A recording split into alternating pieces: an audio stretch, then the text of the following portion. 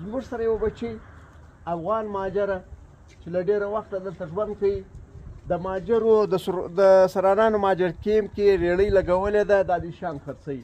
د دې سره خبره کو د دې ویډیو مقصد دا دی چې پښتانه خاص کر د افغانستان هغه خلک چې د لې راغلي دي هغه څونه سخت ژوند کوي له څونه مشکلاتو سره مخامخ دي نه ګیس ته نه بجلي شته یو سهولت نه لري نو دا بچی چې دا د دې سره پوښتنه وکړو چې ته ولې ریړۍ چلایې ولې دغه شیان خرڅوې کار ولې کوې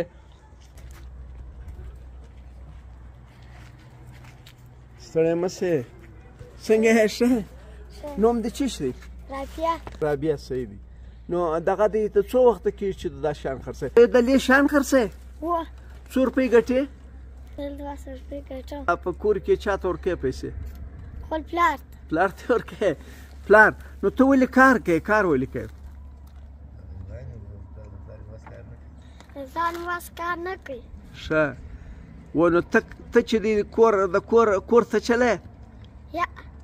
ما پلار ښه دا کار چې ته کوې په دې خو هم شیان اخلي ما پلار راته ښه ته پیسې ورکړې بیا پلار شیان اخلي ښه نو سکول وایې مکتب وایې څویم کې څلورم کې نو دغه دی چیش دو زده یک دو تین ویه وای 1 2 3 4 5 6 7 8 9 10 11 12 13 14 15 16 17 18 19 20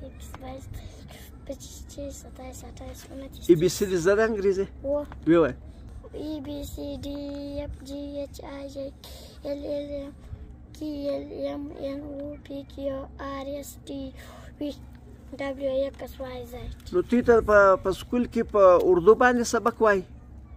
اردو باندې سبق درته وای په پښتو یې درته وای که په پښتو یې وای اردو یې درته وای صحیح دی چې سبق وای چې جوړېږي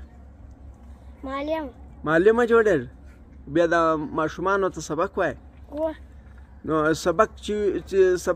سړی معلم جوړ شي نو د معلم تنخواه څو پیسې څو تنخواه ورکوي پیسې ورکوي معلمه جوړېږي نن سبا 15,000 معلمه تنخواه ورکوي ښه نو ته غواړې چې دا کوشتیان ماشومان دا په ګلوي کې چې ګرځي دا ته سبق وایې لږ بالا وګوره بالا داره کوم هلته سایه راځي نه